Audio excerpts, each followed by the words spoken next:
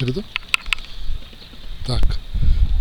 Pampeliš koň, vidíte, dostal drobné změny, dostal pojistný kolík, což je výborná věc, bránící vyklouznutí čepele z rukojeti při nějakých razantnějších secích, když zapomenete dovnitř dát lepidlo. Také jsem zde vytvořil takový drobný child, objevil jsem tam drobnou ozdobnou prasklinku v hamonu, nicméně se mi tam moc nelíbila, tak přes její jaksi významnou estetickou funkci jsem ji odbrousil, aby nedocházelo k jejímu rozšiřování, a také zde je bezpečnější úchop toho nože, že prst se nesveze přímo do toho ostří.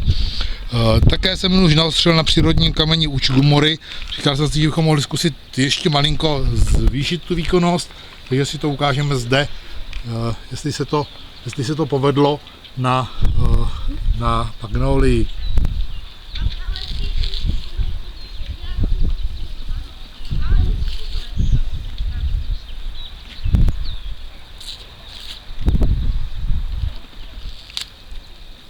Královská disciplína, která teď nastane, je holení větve.